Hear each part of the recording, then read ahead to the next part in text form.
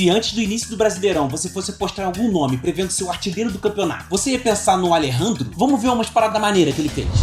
Esse foi contra o Cruzeiro, num jogo que a equipe mineira subiu a marcação e encaixou homem a homem para pressionar a saída do Vitória, e aqui é a primeira coisa relevante que acontece no ataque que terminou num golaço. Num toque de calcanhar, o Mateuzinho supera o seu encaixe e isso surtiu um efeito no sistema do Cruzeiro. O passe obriga um dos zagueiros a saltar da última linha, enquanto o William Lepo já tirou vantagem do seu marcador tomando a sua frente pelo corredor lateral. Ele avança e certamente aqui seria o melhor momento para o passe. Existe mais campo para a trajetória da bola passar longe desse zagueiro e ainda encontrar o Alejandro em condições de finalizar de frente pro gol. Mas o lateral erra a decisão e atrasa algumas passadas para executar o toque. Aí agora a trajetória é muito mais difícil e o zagueiro já tá em posição de conseguir interceptar. Mas quem diria que esse pequeno atraso na decisão do lateral era justamente o que possibilitaria uma solução tirada da cartola quando Alejandro, numa bicicleta de cinema, deixa o goleiro plantado no chão e marca um golaço pro Vitória. Bicicleta irretocável. O Alejandro fazendo golaço já chamava atenção lá no início do ano. Num Bavi que ele deu uma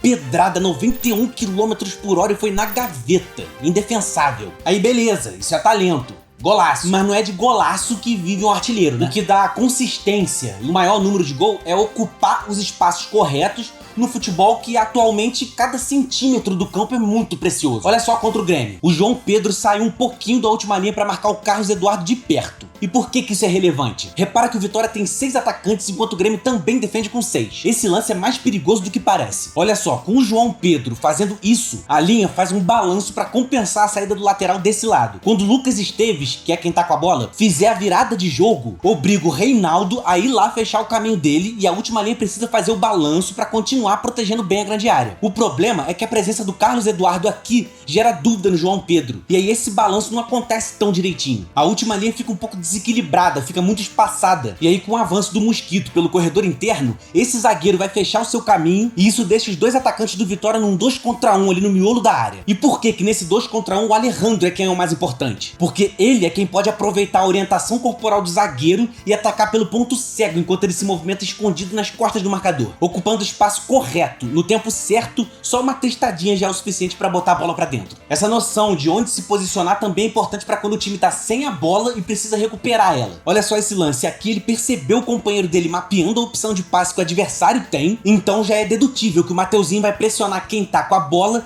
fechando essa linha de passe. Aí o que o Alejandro faz? Ele vai marcar a outra opção de passe que sobrou para o adversário, o toque para trás. O problema foi que o Mateuzinho pensou na mesma coisa. Aí o Alejandro teve reflexo de reorganizar o raciocínio e novamente voltou a fechar aquela primeira opção de passe. Participando indiretamente do lance, ele ajuda o Vitória a recuperar a bola e agora ele não vai direto pro miolo da área. Primeiro ele se movimenta em direção às costas do marcador. Dessa forma ele mantém o zagueiro ali na área do segundo pau, enquanto ele pretende arrancar num time perfeito pro meio, e quando o zagueiro confere o seu comportamento já é tarde demais. Ele conseguiu o espaço para finalizar e marcar o gol. O Alejandro fez 4 gols de pênalti nesse campeonato e olhando o mapa das cobranças dele, parece até que ele não bateu tão bem assim nenhuma, né? Mas se a gente for parar pra assistir na prática essas batidas, deu pra observar que ele tem uma técnica boa pra isso. Se a gente congelar a imagem no último momento, que na minha opinião eu acho que ele ainda consegue escolher o canto que vai bater, com a alavanca do chute ainda no ápice e com o pé de apoio sem ainda nem ter encostado no chão, parece que ele tem um golpe de vista apurado pra entender qual canto que o goleiro já escolheu pra saltar, e aí ele desloca. Por isso que vendo o mapa de finalização não tem nenhuma bola muito no canto, porque ele usa uma outra estratégia pra deslocar o goleiro, e aí não precisa bater ela lá pertinho da trave. Olha só, contra o São Paulo, o goleiro também erra o canto. Contra o Criciúma, ele também desloca na cobrança. E contra o Fluminense, olha só como que o goleiro saiu bem antes. Ele ainda tá na passada, armando a alavanca. O pé de apoio tá distante da bola, não tá nem do lado da bola ainda, e o goleiro já tá saindo. Certamente essa cobrança foi a mais fácil de todas.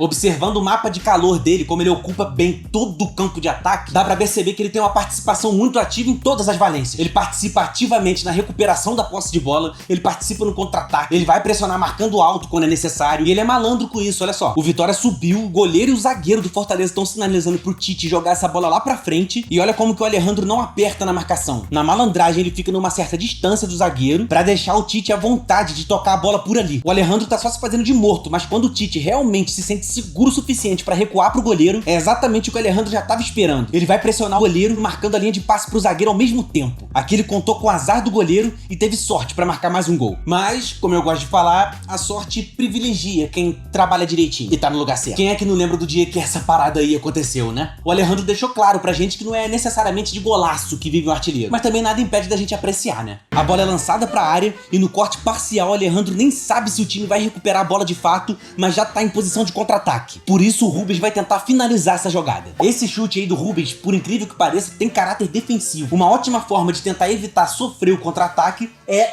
finalizar as jogadas. Aí mesmo se essa bola for pra fora, tá ok, e já não corre mais esse risco. Mas o zagueiro consegue travar a finalização e agora Rubens vai muito leve pro lance. Lento, sem intensidade, com o corpo mole, a marcação supera ele com facilidade e já arma o contra-ataque com o único jogador responsável pela transição ofensiva do Vitória. No 1 contra 1, o Alejandro foi inteligente. Ele muda a direção da condução da bola passando pelas costas do marcador e isso força o zagueiro a reorientar o corpo enquanto corre pra trás. O problema é que essa escorregadinha que ele dá acaba deixando ele sem a vantagem que ele queria no lance. A pedalada é muito estilosa, a caneta é um pouquinho duvidosa, mas a puxada pra perna boa, tirando o último zagueiro, é perfeita pra uma chapada linda que estufa a rede entrando no ângulo e mais um golaço do Alejandro pro Vitória.